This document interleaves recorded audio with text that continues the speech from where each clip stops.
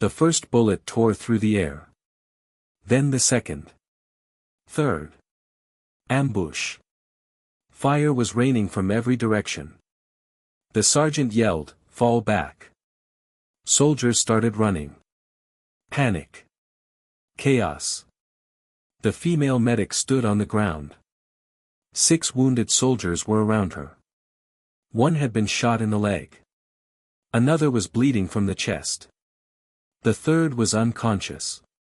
Fourth, fifth, sixth, all of them couldn't move. "Leave them," someone shouted. "Save yourself." The woman put down her medical bag. Picked up her rifle. Looked around. Her team was running. The enemy was approaching. The wounded would die if someone didn't stay. "You're not a fighter," they told her. "You're just a medic. Fighting is our job." But now, while the fighters were running, only the medic had stayed. For 4 hours. Alone. To protect 6 lives. Because being a warrior wasn't measured by carrying a weapon but by not abandoning.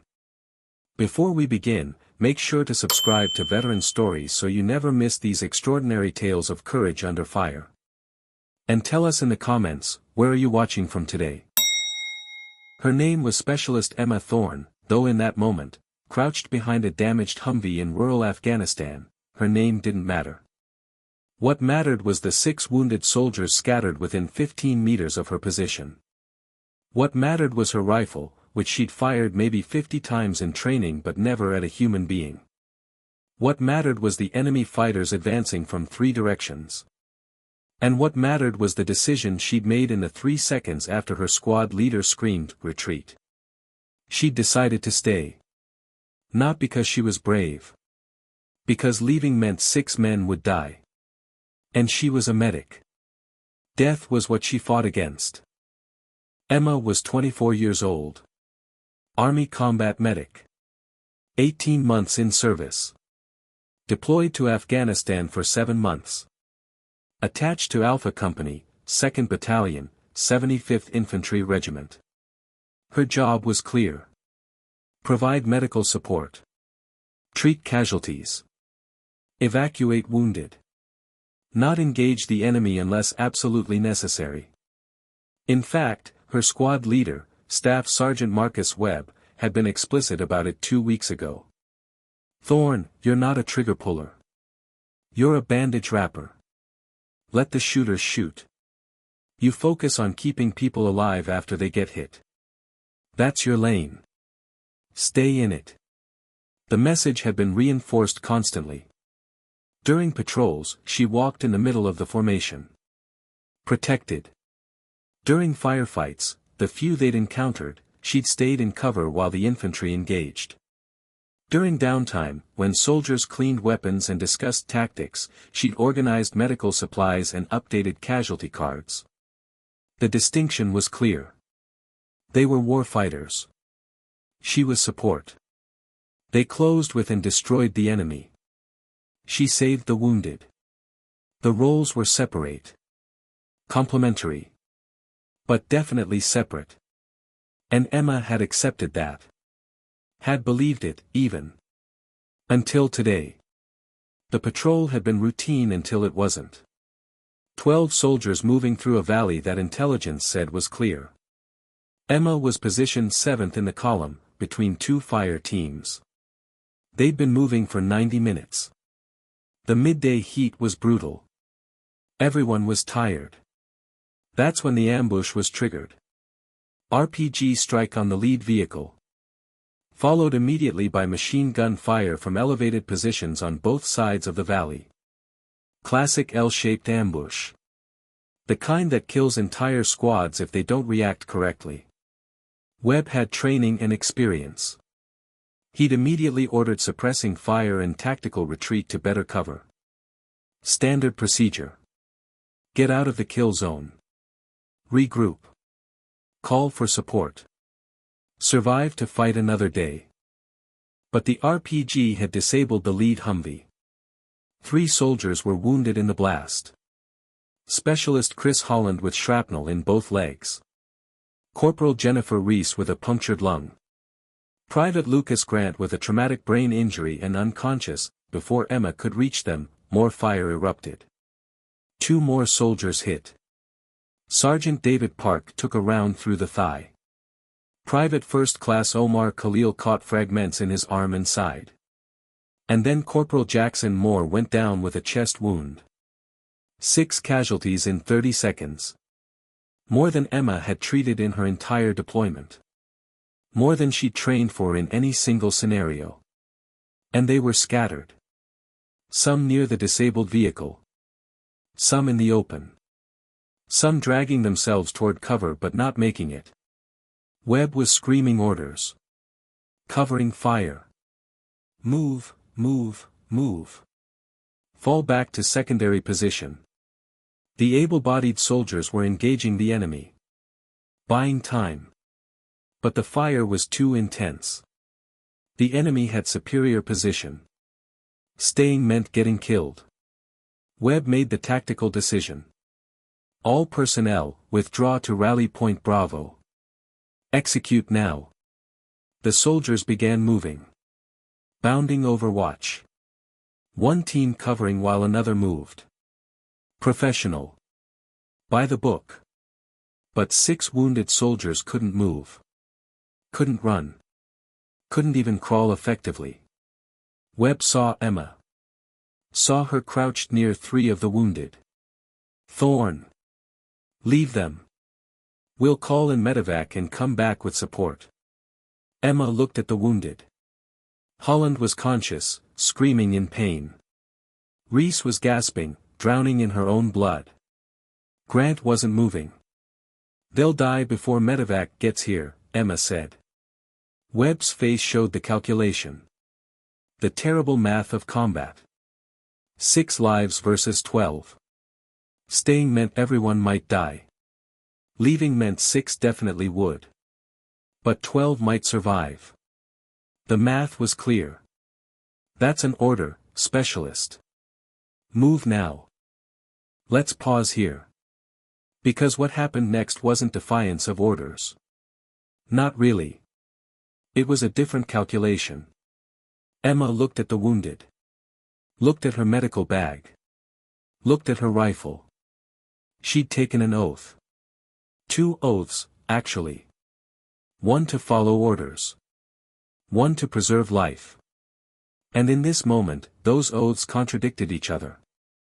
Following orders meant abandoning 6 dying soldiers. Preserving life meant staying in a kill zone. Most people would follow orders. Most people would tell themselves they had no choice. That duty to the larger unit outweighed duty to individuals. That survival was paramount. Emma would have agreed. Had agreed, in fact, every time she'd considered this scenario in training. But theory was different from reality. Reality was Holland screaming, "Don't leave me." Reality was Reese's eyes locked on Emma, pleading silently. Reality was Grant dying if someone didn't stabilize him in the next 5 minutes. Emma made her decision. She called out to Webb, already 20 meters away. "I'm staying, Sergeant. I'll hold them until support arrives." Webb turned. Disbelief on his face. Then anger. "That's not a request, Thorne. That's a direct order." "You will." Another burst of machine gun fire cut him off. The enemy was advancing. Closing the distance. Webb had to choose, stay and argue with a specialist while enemy fire intensified. Or trust she knew what she was doing and get the rest of the squad to safety. He chose the latter. "You're insane," he shouted. 4 hours. "If you're not dead, we'll be back in 4 hours." Then he was gone. Running with the rest of the squad. Their suppressing fire fading as they withdrew. Leaving Emma alone with 6 wounded soldiers, a medical bag, 3 magazines for her rifle, and advancing enemy fighters who now had no opposition. The first thing Emma did was assess. Combat medic training. Triage. Who needs immediate intervention? Who can wait? Who's beyond help? Grant was critical. Not breathing effectively. She rolled him, cleared his airway, started rescue breathing. Got him stable enough to survive without her immediate attention. Moved to Reese. Sucking chest wound. Emma applied an occlusive dressing. Sealed the wound. Helped Reese breathe. Moved to Holland. Tourniquets on both legs. Screaming but stable. Park. Tourniquet on thigh. Conscious and aware. Khalil. Pressure dressing on arm and side. Superficial wounds but painful. More. Chest wound but not immediately life-threatening if he stayed still. 6 soldiers. Various severity. All alive. For now. But here's the thing about being a medic in a combat zone. You can treat wounds. You can stabilize patients. But you can't do that while being shot at. The enemy fire had paused during Emma's triage. They were likely repositioning.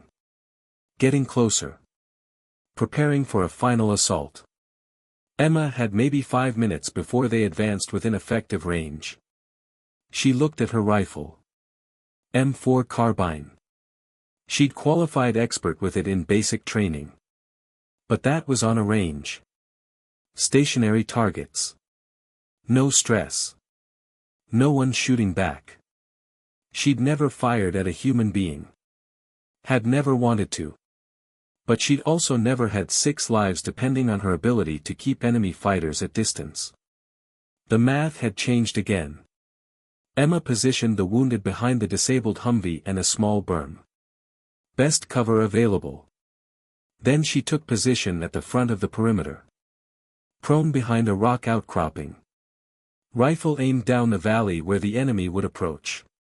She checked her ammunition. 90 rounds total. 3 magazines. That was it. When those were gone, she'd have nothing. Her radio was still functional. She keyed it. Any station, this is Thorne. I have 6 urgent casualties at Grid November Quebec 473281. Enemy advancing. Need immediate QRF and medevac. Over. Static. She tried again.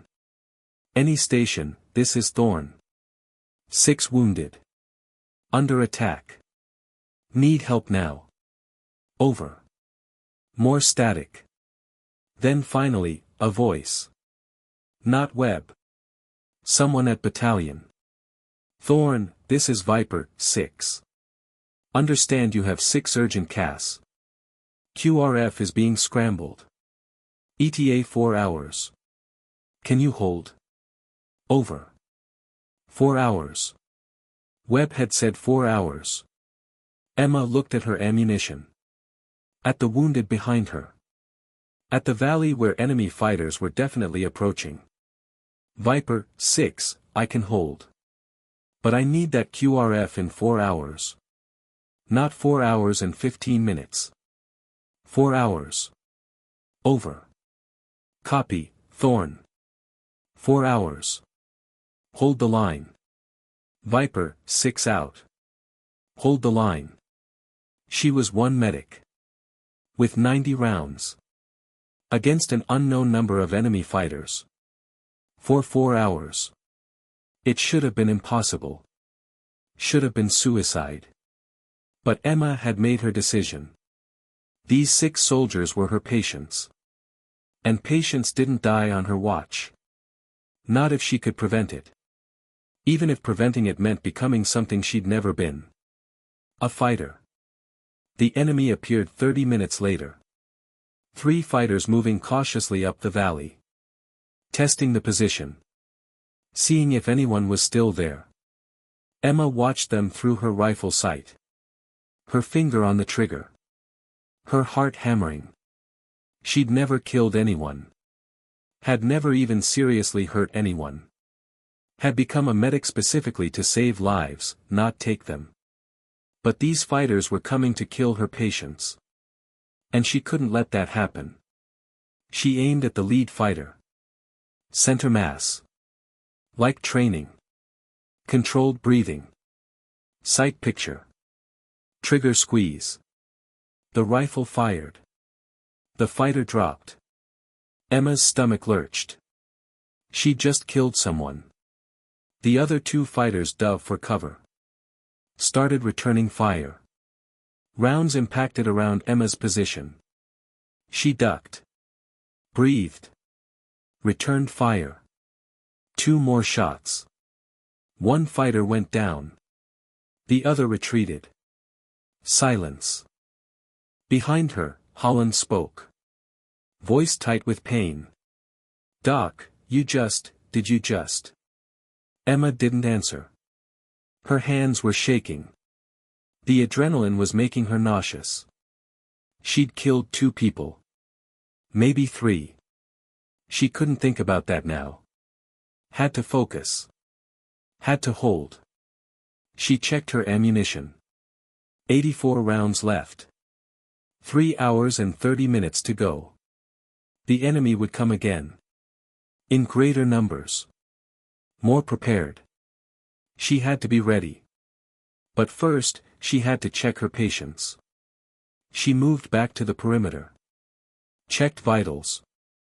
Grant was still unconscious but breathing. Reese was stable. Holland was in pain but coherent. Park was watching her. "Doc, you're not supposed to."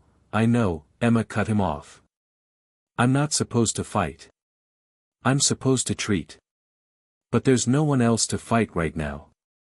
So I'm doing both." Let's pause again. Because what Emma was experiencing was something most soldiers never face. Most combat medics operate behind lines held by infantry. They treat wounds. They stabilize. They evacuate. But they're protected by people whose job is to kill the enemy. Emma had no protection. No infantry screen.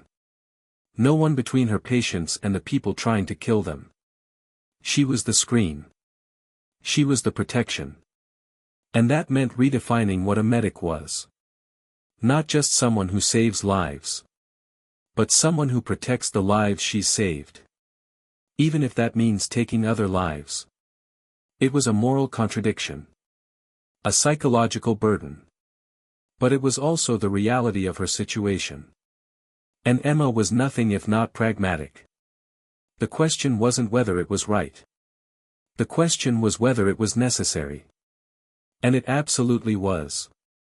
The second attack came an hour later. 5 fighters this time. Moving with more coordination.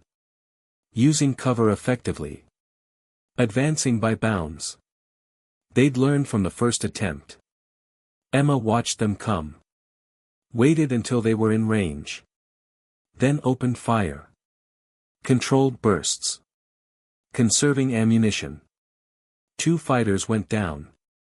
The others pressed forward. Got within 50 meters. Emma kept firing. Hit another. The remaining 2 got close enough that she could see their faces. Young. Maybe younger than her. Terrified. Angry. Desperate. Just like her.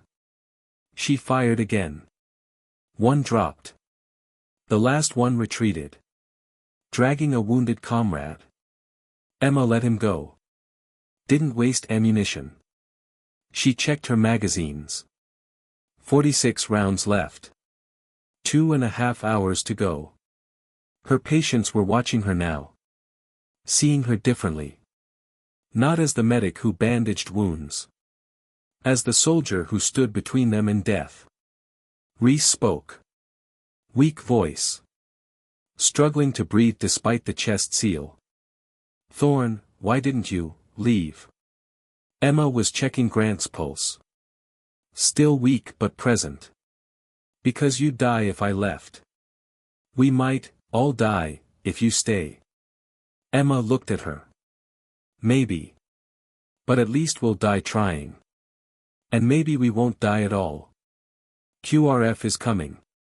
Khalil, the youngest of the group, barely 19, spoke up. Voice shaking. Doc, I'm scared. Emma moved to him. Checked his wounds. Still stable. Me too, she admitted. But being scared doesn't matter. Staying alive matters. And we're going to stay alive. How do you know? Because I'm not letting you die, Emma said. Simple. Absolute. Like it was a law of physics. Not a hope. Not a wish. A fact. The third attack was the worst. 8 fighters. Better armed. Coordinated assault from 2 directions. Emma had to split her attention. Fire at one group. Shift to the other. Back to the first. Her rifle was getting hot from sustained fire. Her shoulder ached from the recoil.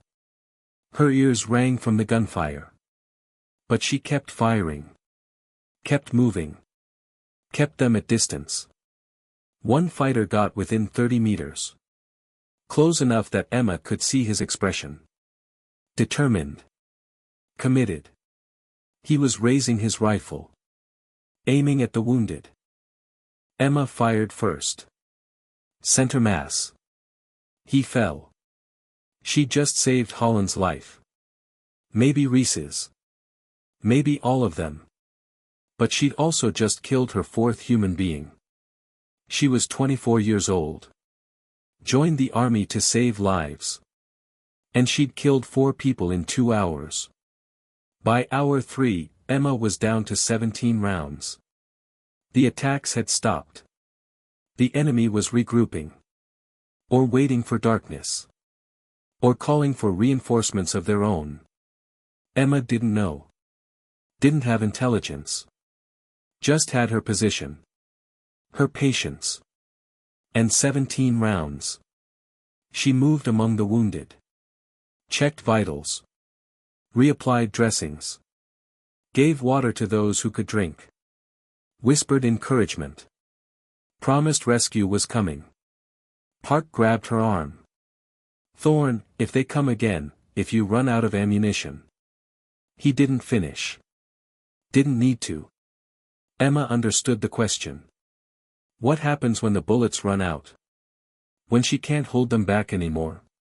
She'd thought about it. Had an answer. I won't run out, she said. And if I do, I have a med kit.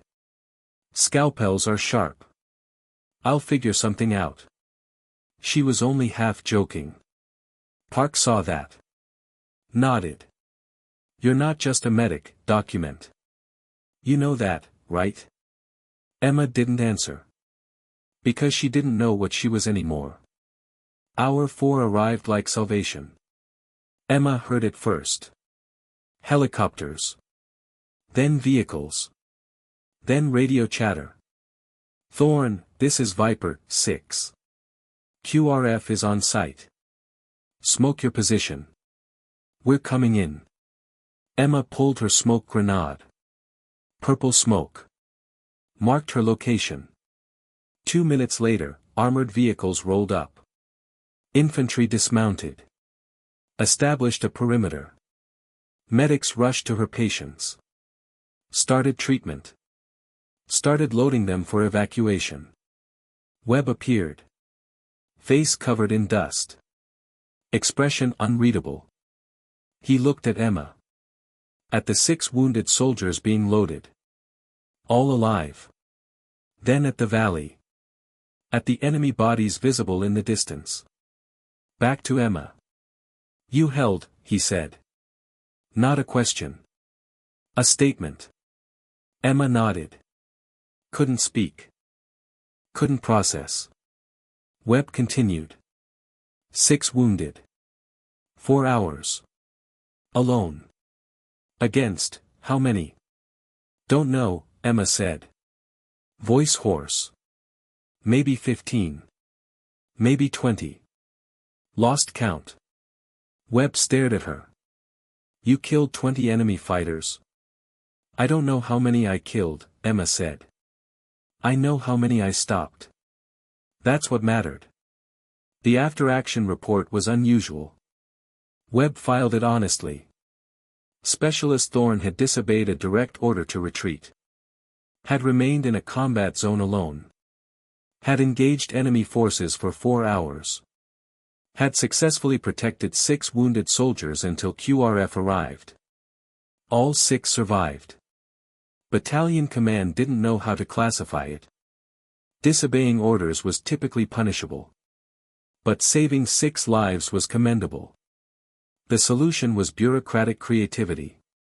Webb amended his report. Said he'd given Thorne discretion to stay if she could hold the position. It was a lie. Everyone knew it. But it was a convenient lie that turned a potential court-martial into a potential medal. Emma didn't care about medals. She cared that Grant regained consciousness 2 days later. That Reese's lung healed. That Holland kept his legs. That Park, Khalil, and Moore all made full recoveries. 6 soldiers who would have died. 6 families who didn't receive death notifications. That was what mattered. But something had changed in how people saw her. Before the ambush, she'd been just the medic. The person who bandaged wounds. Who stayed in her lane. Who wasn't a real warfighter. After the ambush, soldiers looked at her differently. Respected her differently. Not because she'd killed enemy fighters. But because she'd stayed when everyone else ran. Because she'd held a line that should have been impossible to hold. Because she'd been the only thing standing between 6 dying soldiers and death. And she'd been enough. The medics still saw her as a medic. But the infantry saw her as something else. A fighter who also happened to save lives. Or maybe a lifesaver who also happened to fight. The distinction didn't matter anymore. Webb pulled her aside 3 days after the ambush. "I need to explain something," he said. "When I ordered the retreat, I made a tactical decision. 12 soldiers versus 6. The math was clear. Saving the majority was the right call." Emma nodded. She understood the logic. "But you made a different calculation," Webb continued. "You counted the lives you could save if you stayed. Versus the lives lost if you left. Your math was different than mine. And you were right." "I wasn't trying to prove you wrong, Sergeant," Emma said. "I wasn't trying to prove anything," Webb said. "I was trying to survive. You were trying to save. There's a difference. And your way was better. I'm sorry I ordered you to leave them." Emma looked at him. "You did what you thought was right. I did what I thought was necessary. We both survived. They survived. That's what matters." Months later, when Emma rotated back to the States, she was asked to speak to a class of new combat medics. She stood in front of them. Saw herself 2 years ago. Idealistic. Certain of her role. Clear about the boundaries. "They're going to tell you that you're not a fighter," she said. "That your job is to save lives, not take them. That you should stay in your lane. Let the infantry do the fighting. Focus on the medicine." And most of the time, that's exactly right. Most of the time, there will be people between you and the enemy. People whose job is to kill so you can heal. But sometimes there won't be. Sometimes you'll be the only thing between your patients and death. And in that moment, you'll have to decide what kind of medic you are. The kind who follows doctrine. Or the kind who does whatever is necessary to keep patients alive. I can't tell you which to choose. I can only tell you what I chose. And that 6 soldiers are alive because I chose necessity over doctrine. So what's the moral here? Maybe it's this. Sometimes the most important act of saving a life is refusing to abandon it. Emma could have followed orders. Could have retreated with her unit. Could have told herself that tactical decisions were above her pay grade. That her responsibility was to the larger mission, not individual casualties. That survival meant following the plan. But she chose differently. She chose to hold a line that shouldn't have been holdable. To fight a battle she wasn't supposed to fight. To become something she'd never trained to be. Because 6 lives depended on someone refusing to accept the right decision. And sometimes being just a medic means being everything a soldier needs you to be. Even if that means being a warrior when warriors have run.